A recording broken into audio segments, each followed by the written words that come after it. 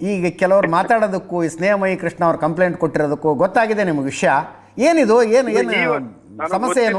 ಈಗ ನಾನು ಸುತ್ತೂರು ಮಠದ ಕಾರ್ಯಕ್ರಮದಲ್ಲಿ ಇದ್ದೆ ಬೆಳಿಗ್ಗೆಯಿಂದ. ಹಾ, ಇನ್ನೊಂದು ಸಿಂಧುವಳ್ಳಿಲಿ ಒಂದು ಅಂಬೇಡ್ಕರ್ ಪ್ರತಿಮೆ ಇದ್ ಮಾಡ್ಬಿಟ್ಟು ಆ ಪ್ರತಿಭಟನೆಯಲ್ಲಿ ಇದ್ದೆ. ಅಲ್ಲಿಂದ ಬಂದು ಸುತ್ತೂರು ಮಠದ ಕಾರ್ಯಕ್ರಮದಲ್ಲಿ ಇದ್ದೆ. ಓಕೆ.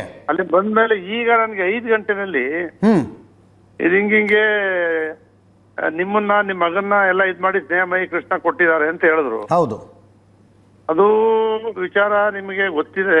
ಅದೇನು ಅಂತ ಹೇಳಿದ್ರೆ ಅದು ನಮ್ಮ ಅಕ್ಕನ ಮಗ ಮಹೇಂದ್ರ ಅಂತ ಇದ್ದಾನೊಬ್ಬ. ಓಕೆ. ಅವನು ಈ ಸಾಯಂಕಾಲ ಕೇಳಿದೆ ನಾನು, ಏನಿದು ಎತ್ತ ಅಂತ ಹೇಳಿ ಲೋಕೇಶ್ ಅಂತ ಹೇಳಿ ನಮ್ಮ ಜಿಲ್ಲಾ ಪರಿಷತ್ ಮೆಂಬರ್ ಇದ್ದಾರೆ. ಓಕೆ. ಅವರು ಹೇಳಿದಂತೆ ಒಂದು ಪಿತ್ರಾರ್ಜಿತ ಆಸ್ತಿ ಅವ್ರಿಗೆ, ಅವ್ರು ಸುಮಾರು 7-8 ಫ್ಯಾಮಿಲಿ ಇದ್ದಾರೆ. 2006ರಿಂದ ಕೋರ್ಟ್ ಅಲ್ಲಿ ವಿಭಾಗಕ್ಕೋಸ್ಕರ ವ್ಯಾಜ್ಯ ಮಾಡಿದಾರಂತೆ. ಓಕೆ.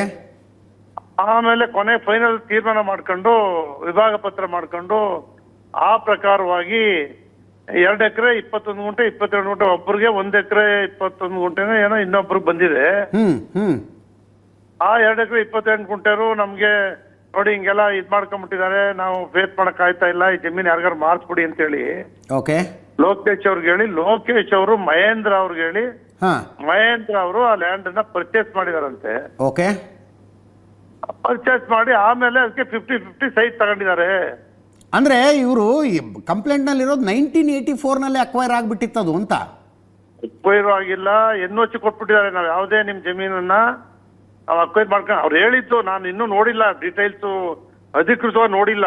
ಅಂದ್ರೆ ನಿಮ್ಗೆ ಹೇಳೋ ಪ್ರಕಾರ ಈ ವ್ಯವಹಾರನೇ ಗೊತ್ತಿಲ್ಲ ನಿಮ್ಗೆ? ಇಲ್ಲ ಇಲ್ಲ ಇಲ್ಲ ಇಲ್ಲ ಇಲ್ಲ.